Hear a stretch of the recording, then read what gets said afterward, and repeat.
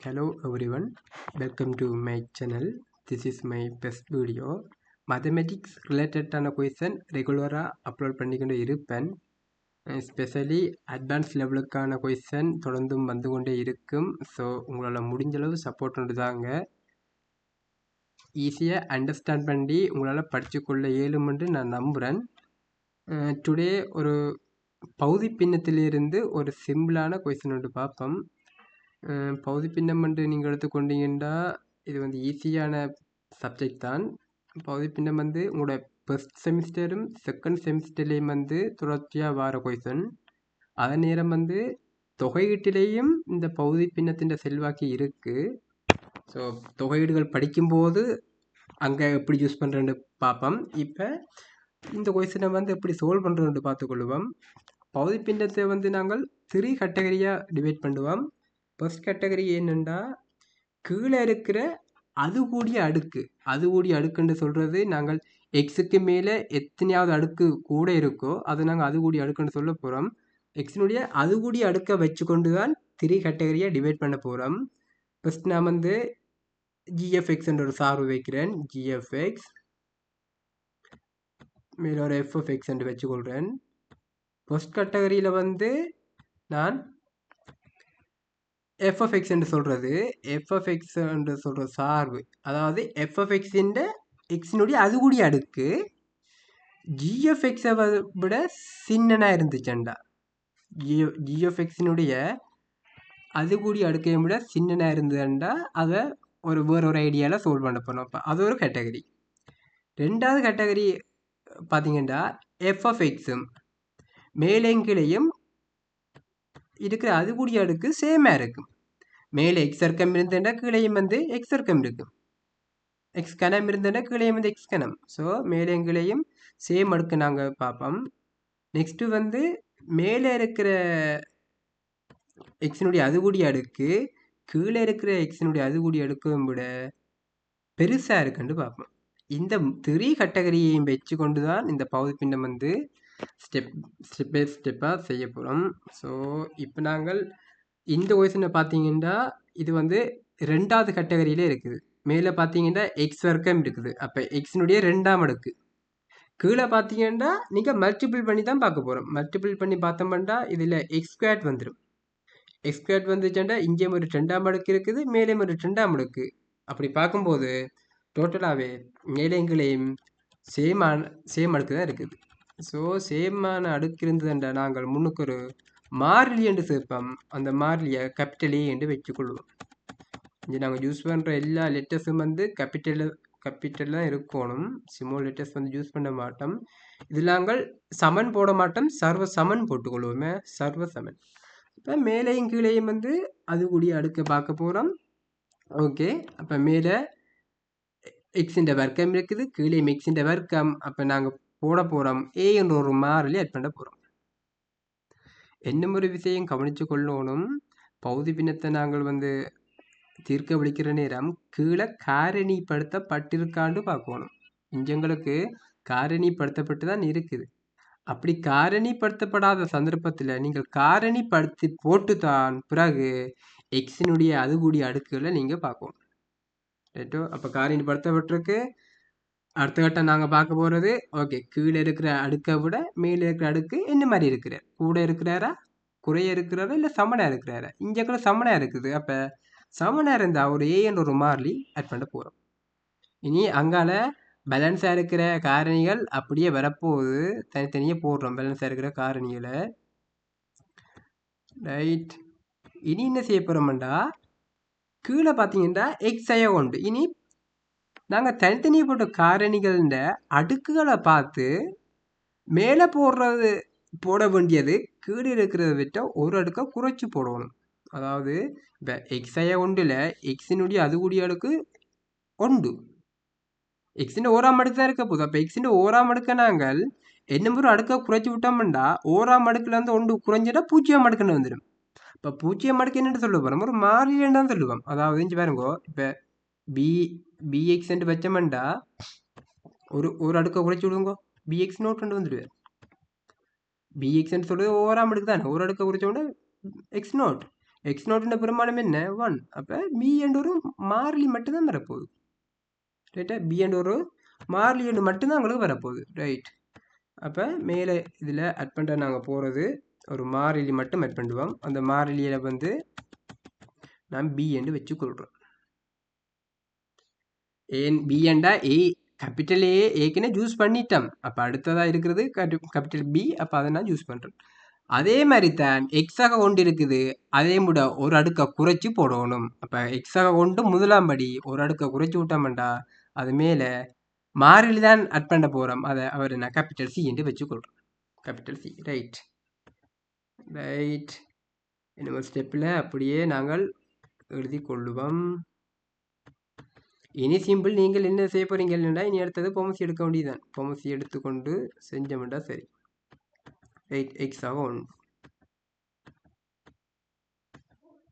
சர்வசமன் வந்து கொண்டே இருக்கணும். சர்வசமன் ஏ இன்டு கேபிட்டல் ஏ இன்டு உங்களுக்கு தெரியும். சரி, முதல்ல ஃபஸ்ட்டில் நான் பொமசியை போட்டுக்கொள்கிறேன். தெரியும் பொமசி என்னென்ன பொமசியண்டா x minus 1 into x plus 1. இது ரெண்டும் தான் உங்களுக்கு பொமசி. ரைட், இந்த ஏயை ஆர் மல்டிபிள் பண்ண போது எக்ஸ் மைனஸ் 1 எக்ஸ் ப்ளஸ் 1 என்ன X minus 1 x plus 1. So X minus 1 into x plus 1. அடுத்தது பியை ஆர் மல்டிபிள் பண்ண போதும்டா பிக்கு கீழே ஏற்கனவே எக்ஸ் மைனஸ் 1 இருக்குது. ஸோ எங்களுக்கு எக்ஸ் ப்ளஸ் 1 மட்டும்தான் மல்டிபிள் பண்ண போகுது. ஓகே, ப்ளஸ் அதே மாதிரி சிஐஆர் மல்டிபிள் பண்ண போகிறாருண்டா எக்ஸ் மைனஸ் 1. ரைட், இனி நீங்கள் அடுத்த ஸ்டெப்பில் என்ன செய்யலாமாண்டா கீழே பாருங்க எல்லாம் ஒரே சேமான அடுக்கு தான் இருக்குது. அப்போ நீங்கள் அந்த அடுக்கை விடலாம். அந்த அடுக்கை நீங்கள் விடலாம். இல்லாட்டி இஞ்சால் இருக்கிற அடுக்கை அங்கே குறுக்க பெருக்கிற நேரம் வெட்டுப்படும். அந்த மாதிரியும் யோசிக்கலாம். சரியா, அப்போ அடுக்கை நீங்கள் விட்டுக்கொள்ளலாம். இனி என்ன செய்ய போகிறோம், ஏ இருக்கட்டும். ரைட், என்ன ஒரு ஸ்டெப் எழுதி கொள்கிறேன். என்ன A into x minus 1 x plus 1 x plus 1 plus B into x plus 1 plus C into x minus 1. Okay, right. இனி 3x வர்க்கம் இருக்கிறார். 3x வர்க்கம் இருக்குது. ரைட், இனி நாங்கள் வந்து அடைப்புக்குறி நீக்குவோம். அப்போ ஏ இருக்கட்டும். அடைப்புக்குறி நீக்கினோம்டா எக்ஸ் வர்க்கம். சரி, அடைப்புக்குறி நீக்கியும் போகலாம். அப்படி இல்லாட்டி நாங்கள் இப்படி போவோம். பாருங்க, எக்ஸ் மைனஸ் 1 எக்ஸ் ப்ளஸ் 1. அப்போ ஒருக்கா கூட்டுப்பட்டிருக்குது, ஒருக்கா கழிப்பட்டிருக்கண்டா. அதாவது நாங்கள் ஏ வர்க்கம் மைனஸ் பி வர்க்கம் நீங்கள் உங்களுக்கு தெரிஞ்சிருக்கு. ஓ லெவலில் எல்லாம் படித்தது. ஏ வர்க்கம் மைனஸ் பி வர்க்கம்ண்டா ஒருக்கா ஏயோட பியை கூட்டி எழுதுறது, ஒருக்கா ஏயோட பி என்ன செய்யறது கழிச்சு எழுதுறது. ரைட், ஏயோட பியை கழிச்சு விடுறது. அப்போ நாங்கள் இதில் பார்த்தோம்னா ரிவர்ஸில் அப்படியே பார்க்க போகிறோம். பாருங்க, எக்ஸோட ஒன்று கூட்டுப்பட்டிருக்குது, எக்ஸோட ஒன்று கழிப்பட்டிருக்குது. அப்போ நான் உடனே வேற போட்டுக்கொள்ளலாம். எக்ஸ் வர்க்கம் மைனஸ் 1 போட்டுக்கொள்ளலாம். அடைப்புக்குறி நீக்கினோம்னா அது கொஞ்சம் ஈஸி. அடைப்புக்குறி நீக்கிற ஈஸி. என்ன ஒரு ஸ்டெப்பில் அடிஷ்னலாக வரப்போகுது. என்ன ஒரு ஸ்டெப் கொண்டு அடிஷ்னலாக வரும். ஸோ நாங்கள் இதை நேரடியாக போட்டுக்கொள்வோம்.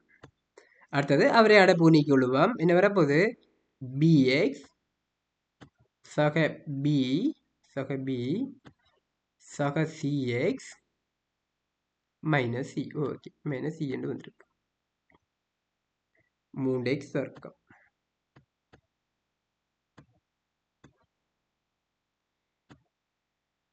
இவரை அடைப்புக்குறி நீக்குவோம். ஏஎக்ஸ் வர்க்கம். அடைப்புக்குறி ஏ நீக்கிறோம்டா நாங்கள் எக்ஸ் வர்க்கத்தின் குணகங்கள் எக்ஸினுடைய குணகங்களை வந்து பொது எடுக்க போகிறோம். பொது எடுத்து தான் நாங்கள் செய்ய போகிறோம். அதுக்காகத்தான் நாங்கள் அடைப்புக்குறி நீக்கிட்டு போகிறோம். பி சக சிஎக்ஸ் சக C. CX sorry minus C. Okay right. இப்போ பாருங்க, நான்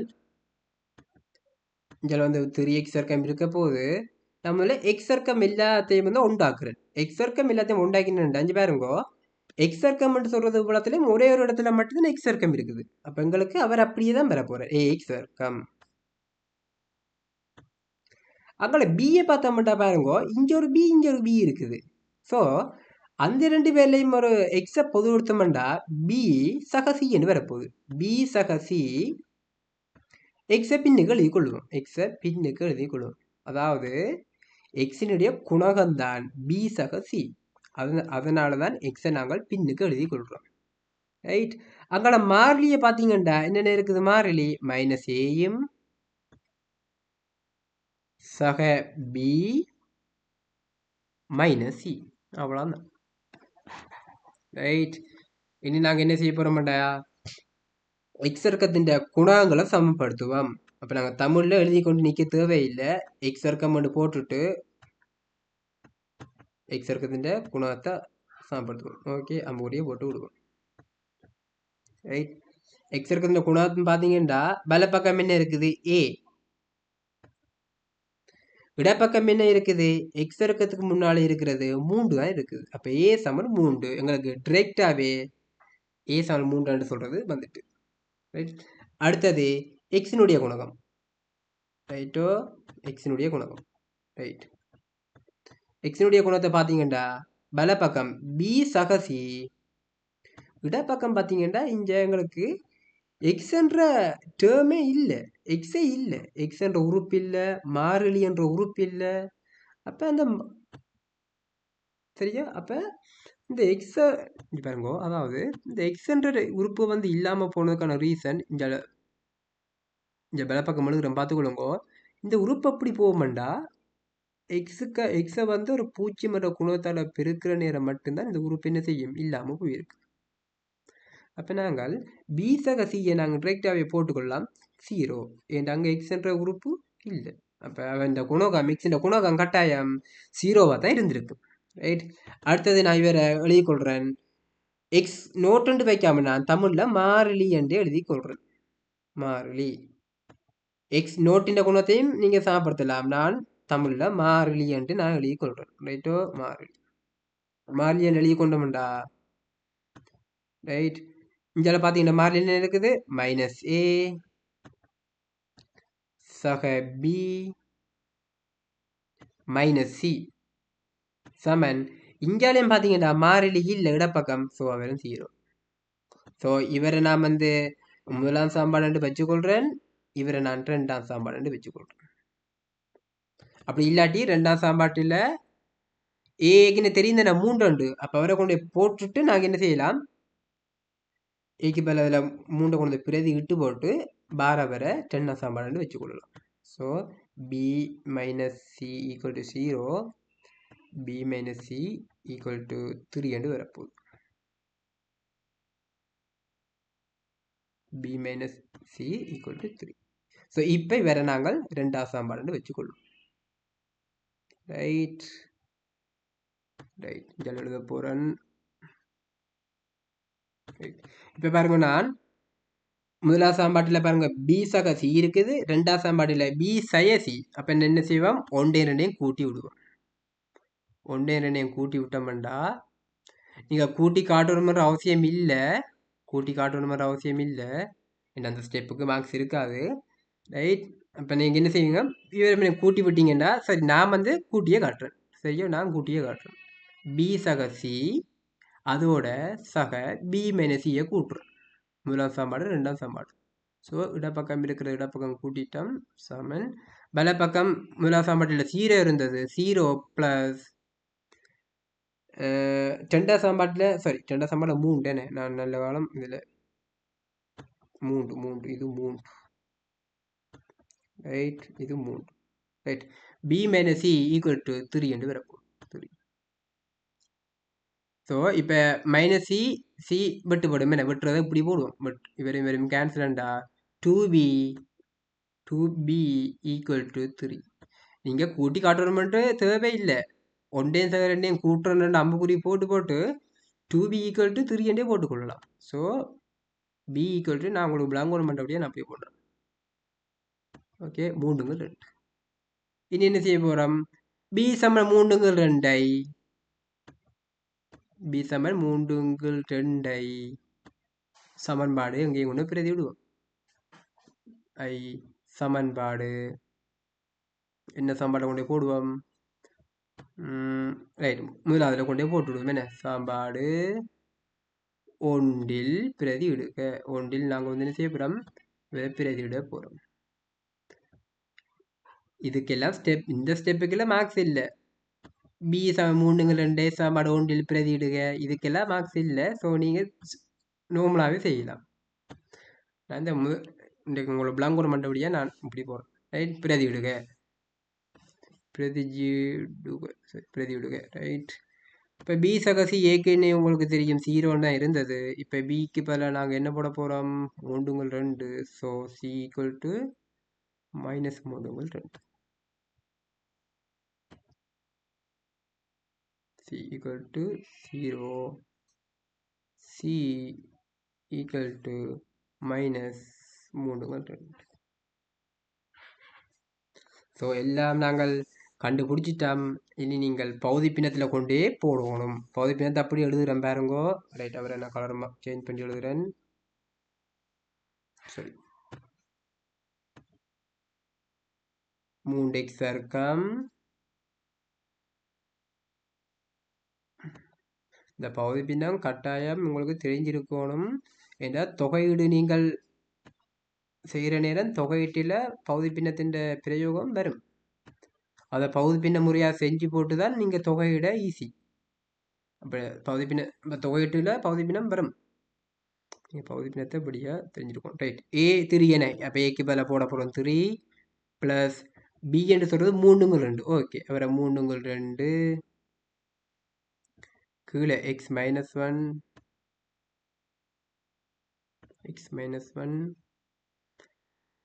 சக சிக்கு பதிலாக பாருங்கோ -3 ஸோ அந்த மைனஸ் நீங்கள் முன்னுக்கும் கொடுக்கலாம். அப்படி இல்லாட்டி நீங்கள் இப்படி ப்ளஸ் 2 போட்டுவிட்டு -3 மேலேயும் கொடுக்கலாம். நீங்கள் அதுவும் கூட இருப்பாங்க.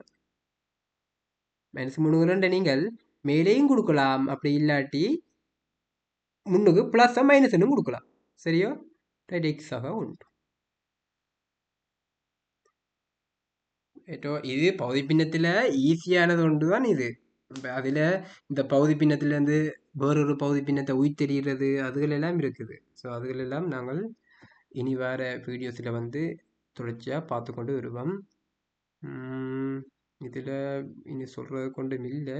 ரைட் இவ்வளோ தான் ஐடியா. அப்போ நாங்கள் பகுதி பின்னத்தை 3 கேட்டகரியாக பிரிச்சிருப்போம். முதலாவது கேட்டகரி கீழே இருக்கிற எக்ஸினுடைய அது கூடிய அடுக்கு.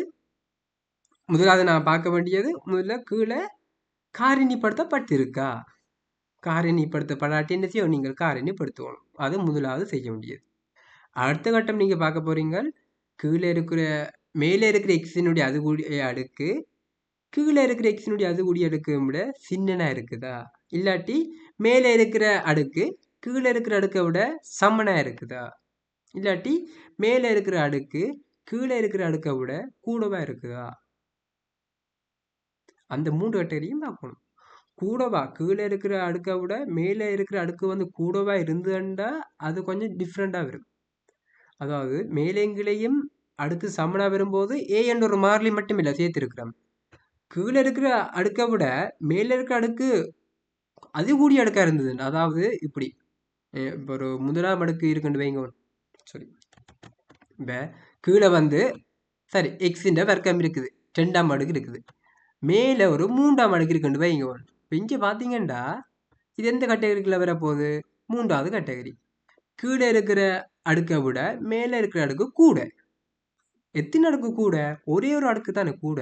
அப்போ ஒரு அடுக்குண்டா இந்த முதலாம் படி அடுக்குன்ற பொது வடிவம். முதலாம் படி சார்புண்டா பொது வடிவம். என்ன பொது வடிவம் பாருது? ஏஎக்ஸ் ஆக பி.